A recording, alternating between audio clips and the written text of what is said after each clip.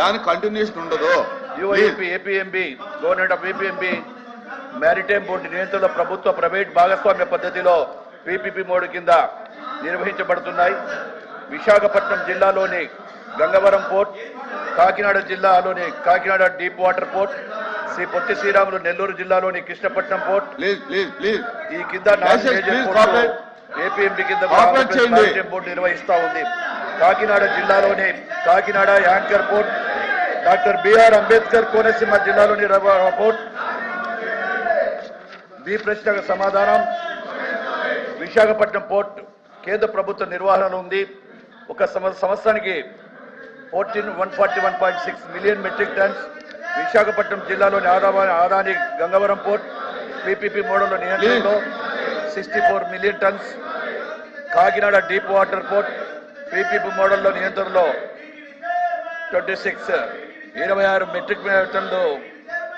నెల్లూరు జిల్లాలోని Krishnapatnam port PPP మోడల్లో 98 metric tons. Kakinada anchor port 5 metric టన్ల port. Doctor BR Ambedkar Konaseema జిల్లాలోని ఏపీ మ్యారిటైమ్ బోర్డు నిర్వహణలో ఉంది 2 మెట్రిక్ పీపీ టన్స్. సి ప్రశ్నకు సమాధానం ఈపీసీ విధానంలో జిల్లా రామాయపట్నంలో గ్రీన్ పోర్ట్ నిర్మాణం 24/4/26 తేదీకి. ఈపీసీ విధానంలో కృష్ణా జిల్లా మచిలీపట్నం గ్రీన్ పోర్ట్ 28/12/26కు. ఈపీసీ విధానం శ్రీకాకుళం జిల్లాలోని మూలాపేట్ పోర్టుల గ్రీన్ పోర్ట్ నిర్మాణం 30/11/26కి. పీపీపీ పద్ధతిలో రూపకల్పన నిర్మాణం ఆర్థిక సమీకరణలు నిర్వహణ బదిలీ విధానంలో తూర్పు గోదావరి జిల్లా తొడంగి మండలం కోనగరంలో గ్రీన్ఫీల్డ్ కమర్షియల్ పోర్ట్ ప్రస్తుతం కాకినాడ గేట్వే పోర్ట్ లో ఉంది.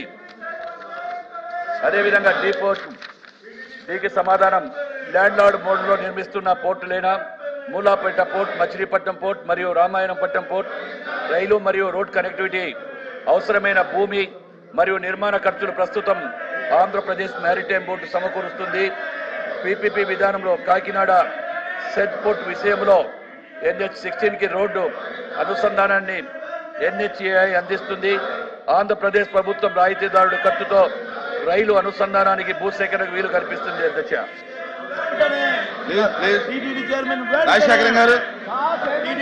ధన్యవాదాలు అధ్యక్ష. ఈరోజు మనం ముఖ్యంగా చూసుకున్నట్లయితే ఆంధ్ర రాష్ట్రానికి 1000 కిలోమీటర్లు పైబడి తీర ప్రాంతం ఉంది. మనం గతంలో 14-19 మధ్యకాలంలో చంద్రబాబు నాయుడు గారు ముఖ్యమంత్రిగా ఉన్నప్పుడు ఈ రాష్ట్రంలో ఓడరేవు నిర్మాణానికి ఎక్కువ ప్రాధాన్యత ఇచ్చి తద్వారా ఎక్కువ పరిశ్రమలు వచ్చేదానికి కృషి చేశారు. మళ్ళీ వైసీపీ గవర్నమెంట్ వచ్చిన తర్వాత అధ్యక్ష ఓడరేవుల్ని ఉదాహరణకు కాకినాడ సీపోర్ట్ తీసుకున్నట్లయితే వారికి కావలసిన అనుయాయులకు దౌర్జన్యంగా బలవంతంగా మరి అరబిందో సంస్థకు అప్పచెప్పడం జరిగింది. దానివల్ల చాలా విధాలుగా రాష్ట్రానికి అనేకమైన ఇబ్బందులు వచ్చినాయి, పరిశ్రమలు ఆగిపోయినాయి. మళ్ళీ కూటమి ప్రభుత్వం వచ్చిన తర్వాత ఓడరేవులకు అత్యంత ప్రాధాన్యత ఇవ్వడం వల్ల మళ్ళీ కాకినాడ సీపోర్ట్ కానీ అలాగే బందర పోర్టు కానీ ప్రభుత్వం నుంచి ఇవ్వాల్సిన వాటా కూడా సుమారు 1000 కోట్ల నిధులు ఎక్కువ ఇచ్చి మరి ఓడరేవుల్ని ఎక్కువ అభివృద్ధి చేయడానికి కృషి చేస్తుంది అధ్యక్ష. అదేవిధంగా మనం చూసుకున్నట్లయితే ఈరోజు